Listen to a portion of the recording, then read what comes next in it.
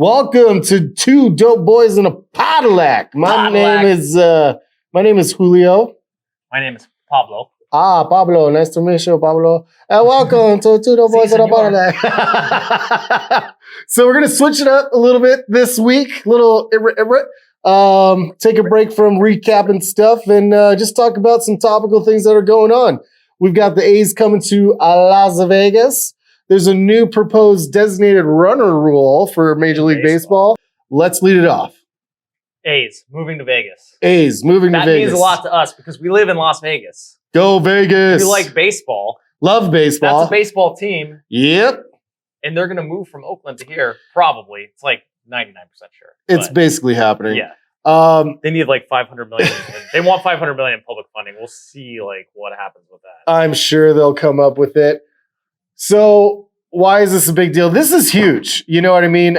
Huge. It's super big. I will say I like that the A's are coming. Don't get me wrong. I really love that we're getting a team. I sort of wish that we were getting an expansion team. Yeah. So that way it could be a Vegas-born team, sort of like the Knights. And then there'd probably be a little bit more support. The Raiders games sell out. I don't know how much of that is really, Vegas fans versus, California people. California people and opposing fans. We went to the Raiders game against the Broncos, and that place was about half orange. A lot of orange. They were there to watch Russ cook, and Russ didn't really cook.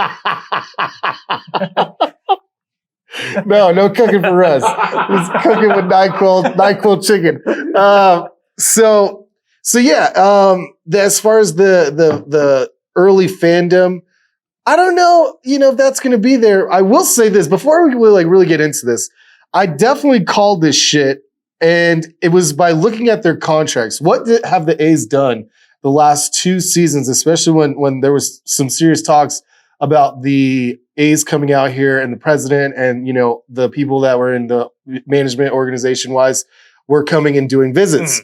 What were they doing with the roster? They were trading everybody, especially to the Braves. Not spending any money. Not spending any money, not signing anybody, nothing. Any major contract they had, they got rid of it. So they were clearing the books. Any good player they had that carried any kind of value, they traded. No, yeah, because you're going to have to pay them if you want to keep them. Somebody showed a lineup.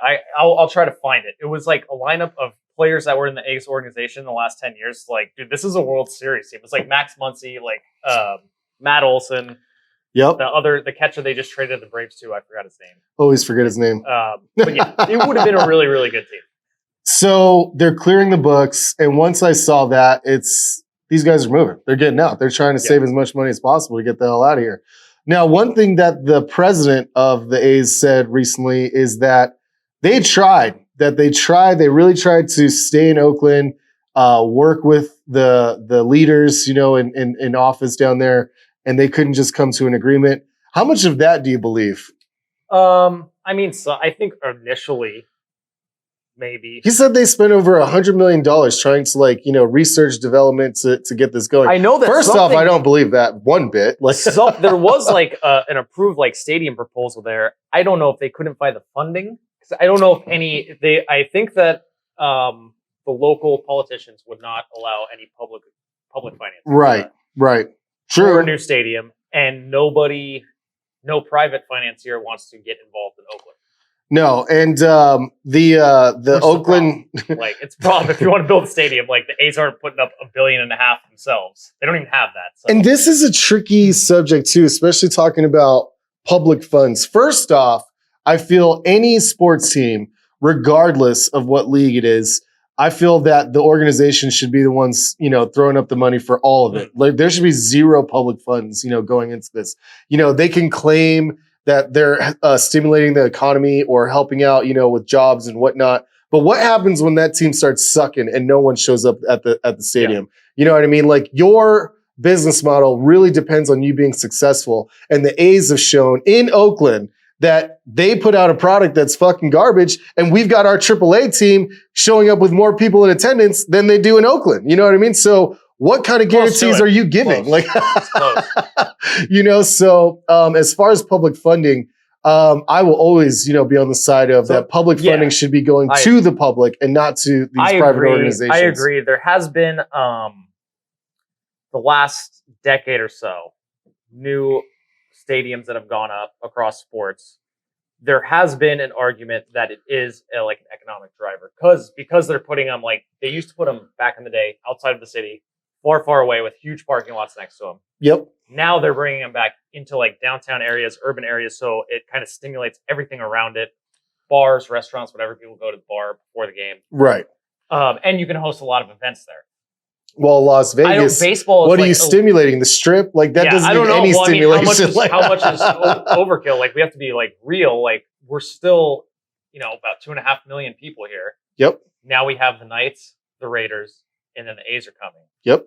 Like how many publicly financed arenas or stadiums can we have where it's still like profitable, where it's still like an economic driver and not just like a waste of taxpayer dollars? No doubt. The casinos are making, money hand over fist. I believe it was, I want to say at least 13 months straight or something like that. They made over $1 billion. They can pay for it. Yeah. Pay for the stadium. Yeah. Let's have since there's going to be no parking and everyone's going to be parking on the Strip anyways and walking their happy asses. Parking. Exactly. Like they don't want so there's stimulation on the Strip anyways. So, oh God. Well, I will say this. I think they can get it done without public financing. I think it's $500 million needs to be covered. Like, obviously that sounds like a lot of money, but when it comes to things like this, it's really not. Like anybody, it could be Bank of America could step in. It could be another. I think Red Rock Resorts is already a partner. Ooh. But which is Station Casinos, no? Yes, yeah. They could either put more money in or maybe MGM steps in. I don't know. There's plenty of money in the city. They don't need to take plenty of money in the city that they could figure it out. One thing I really like about this new proposed stadium, and of course we're going to see a lot of different renderings coming through, is that they said what they're working with right now is a 35,000 seat capacity stadium. If you look at all the stadiums in MLB, this is actually going to be one of the smaller ones. What really cracked me up is the Rays, Tampa Bay Rays, St. Pete. They're like top 5 in seating capacity, but only 3,000 people show up to these games. Don't they like close some of the seats off? They close it all off. Yeah. So they have the capacity to do it, but no one's over there. Yeah, 35,000 is pretty small. I think that's like kind of on line with like Fenway Park and Wrigley Field, which would be able to get more fans than that, but because they're so old, they weren't built for 50,000 fans. No, and they've added more seats over time to those areas to get more people in. But what am I getting at? The reason why I like this smaller stadium is that it will be more of a packed atmosphere.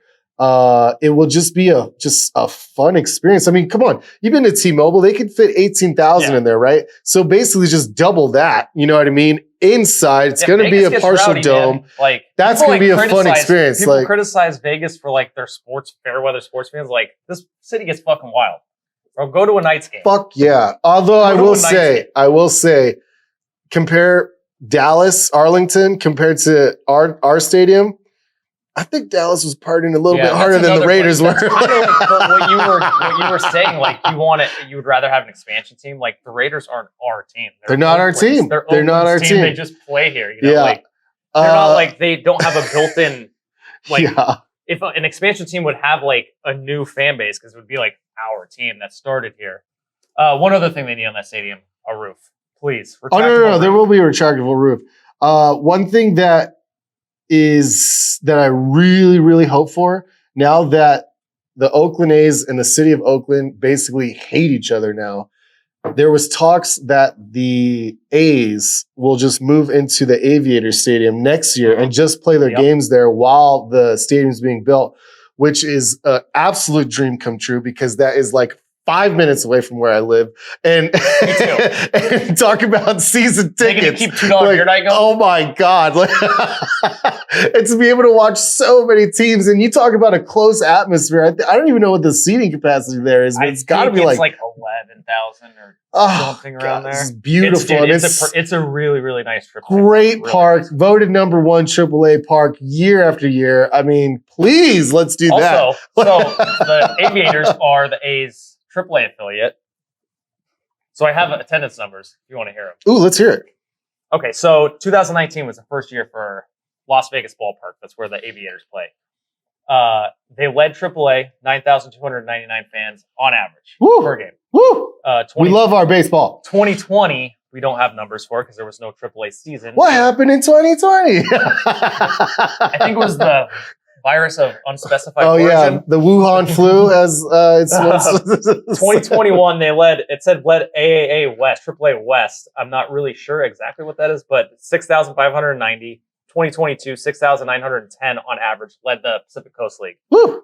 So compare that to the A's, 2019. The A's actually averaged over 20,000 fans a game, 20,626. I think they went to the playoffs. They went 97 and 65. Went to the playoffs. So that explains that. Go to 2021, it's a little bit of a different story. 8,660. Ooh. That was the last. That was the bottom of Major League Baseball. Last year, 2022. Even less than the Rays? 9,000. That's hilarious. 9,869. Also last. So their AAA team has the best attendance amongst AAA. AAA. Major League team has the worst attendance. Major League players, so A's players. Now it's almost like a promotion for them to go down to AAA because the facility is nicer. Oh, I know. Facilities are nicer, It's just better like- fans, better city, better everything. No possums hiding in no the fucking. They're like, wait a minute. I can get promoted and play in Oakland or Like, stay AAA dude, in Vegas? Can I just stay here? Let's just stay in Vegas. Well, that's the A's story. We love it. We're so glad they're coming out here. Baseball. Baseball. Okay. I don't know if you heard this, bud, but there's a new proposed designated runner rule. Are you familiar with this? I have heard. So Lay it on me. let's lay it out. And they're testing it out in the Atlantic League this season. One player not in the starting lineup will be listed as a designated pinch runner and can be substituted into the game as a base runner at any point without a true substitution being made. So they can run for Mookie Betts, which you wouldn't do because he's great and it's Yeah, just a name he's that came fast. to my head. And then Mookie won't be taken out of the game. Guerrero Jr. would be a better. Sorry, thank you. That's Fat, okay. slow. So Vlad hits a single off the wall because he can't make it to second base. and Auction tank waiting for him. and you have a designated pinch runner going in for Vlad, runs, but Vlad can stay in the game and go back out and play first base. What are your thoughts on the designated like that. runner rule? Oh, I'm sorry, like designated pinch runner, the DPR. Don't like it.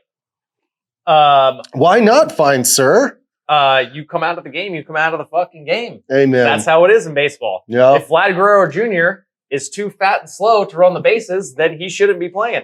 Yeah, I agree. And you know, I'm of the old person per se ideology Get off my lawn. of the game Kids. where you play both sides of the ball. You hit and you play defense. You know what I mean? There's offense and there's defense.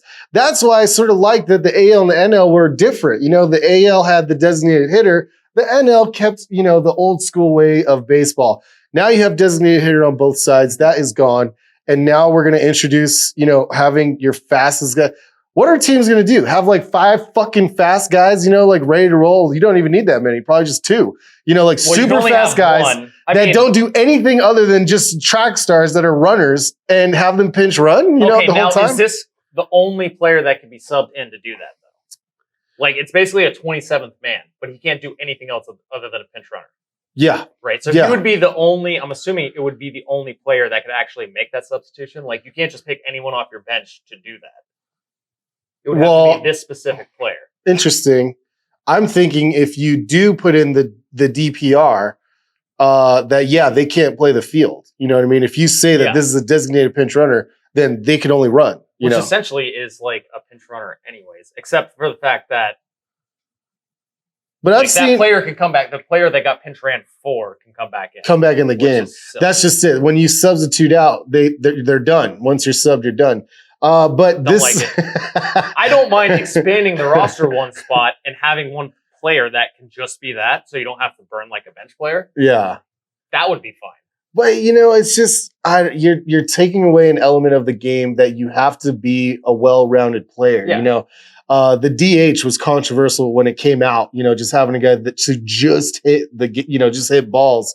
Now, as the game has progressed, some teams have guys that just hit. You know, I think the last true DH was probably David Ortiz. You know, now Miggy Cabrera is like a true DH. It's just at the end. I mean, that's only because he played the field most of his career.